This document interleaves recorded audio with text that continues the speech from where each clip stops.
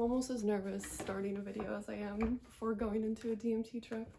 Hi there, Psychonauts. So today I have another DMT trip report for you all. I actually took 4 trips over the course of 2 days, so 2 on one day and then 2 the next day. And this trip report is mainly going to be focusing on those final 2 trips. So here's how it usually goes, and I'm not going to get too much into dosage for a variety of reasons. I might put more on that in the description, but here's how it all starts. So I have to get enough DMT in, and if you guessed it, that means 3 full lungfuls. So I take in my 3rd and final hit and I hold this one in for as long as possible. And while I'm doing this, I lay in my bed, close my eyes, and get ready for the experience. By this point, I can already feel that buzzy DMT feeling, and I'm already starting to hear those DMT sounds, those weird alien DMT frequencies. So I exhale, and here's what happens. I also start to sense this alien or other presence almost immediately, and the presence is also associated with these sounds. And there's also this calling that I experience from this alien presence. It's kind of like a come here, come look. And this is how it happens. I tune into that calling, I tune into that frequency, and as I'm doing that, the sound intensifies and kind of builds up, and I'm losing sense of my body. I almost lose my entire awareness of my body, and I tune into this thing, and this is what transports me to what I've come to know as DMT hyperspace. So the space opens up before me, and I'm an explorer. I'm trying to observe the space. I'm trying to investigate it. And the funny thing about DMT is, as I'm investigating this DMT space, I'm simultaneously being investigated by the entities, these little trickster alien machine elf entities. They're investigating me just as I'm investigating this DMT space. And I try to get a look around, and the best way I can describe the DMT space is it's this vast, seemingly infinite, non-Euclidean type space with there's these like vertical, colorful lines, or sometimes even like grid type hyperbolic geometry. Sometimes it's more grid-like, but a lot of times it's like this vertical stripy pattern. It's all very colorful and everything's moving. There's just constantly evolving intricacy, constant transformations, constant teleportations, and I feel like I'm in some sort of hyperdimensional funhouse because I have these little dancing trickster machine elf aliens too, and they themselves are intertwined with the space. They're like popping in and out of existence, and they're interconnected within the space that they inhabit. So these entities are welcoming me into this space, and here's what happens next. They reveal to me that they have a magic trick to show me.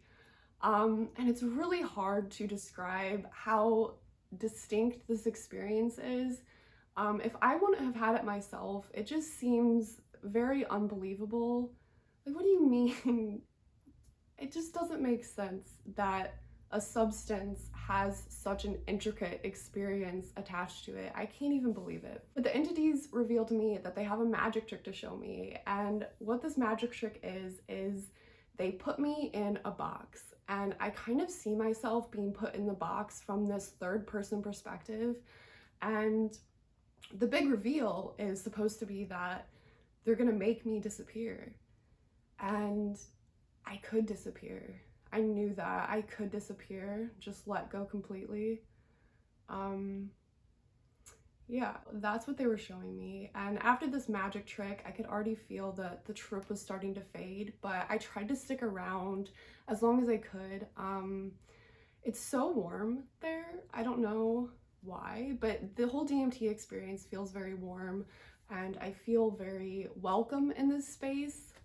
But eventually I realize it's time to leave, and I come down. So and this time, I still can feel the effects of the DMT, but I get up and I go in the shower, and about 15 to 20 minutes later, I come back in my room and I'm ready to go for round 2.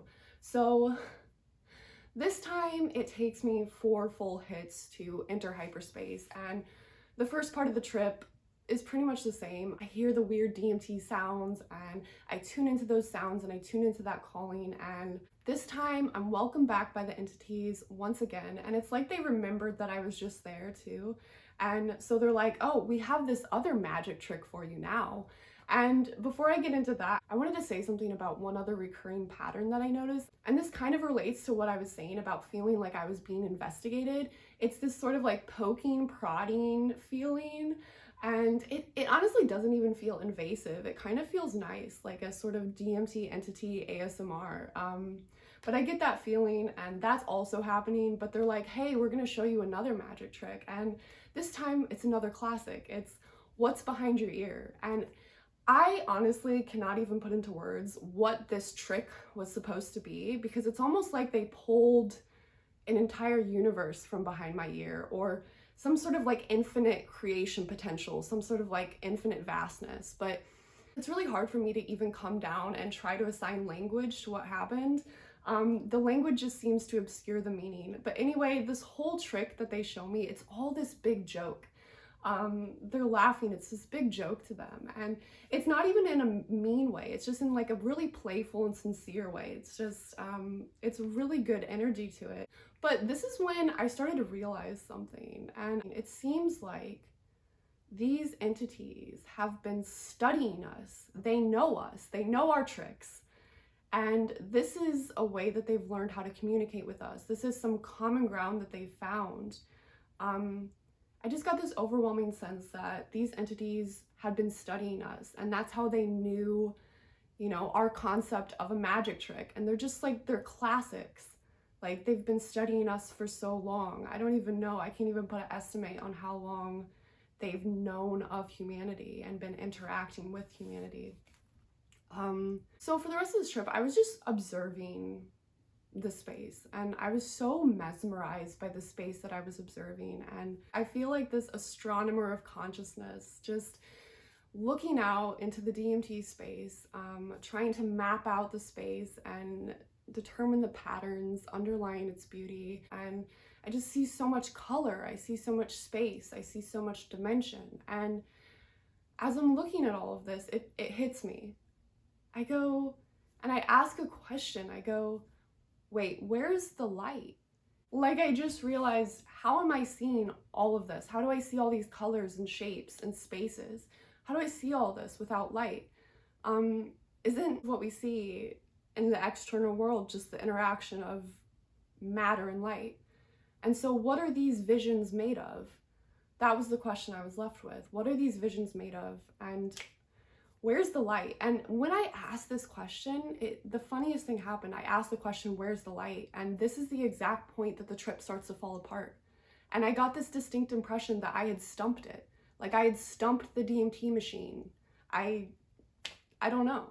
And so I start to come down, and as I'm coming down, I also am giving another insight, and that is that this reality that we experience is some type of machine or simulation or intelligence, or really it's something that we don't have a word for, but it's this machine that was built to determine the nature of reality.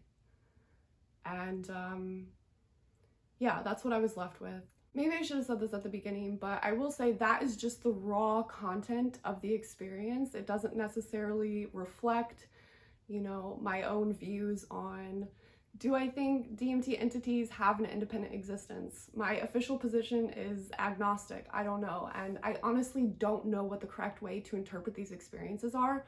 But I get the most out of my DMT experiences when I just submit myself fully to them and just really give into what the experience is presenting me with. And when I tell these trip reports, I really like to get into what I was experiencing firsthand and present it from that raw phenomenological perspective. So let me know what you think. Have you ever had any similar interactions with the DMT entities? What do you think of any of the ideas that I presented? Because I'd love to know all of your thoughts.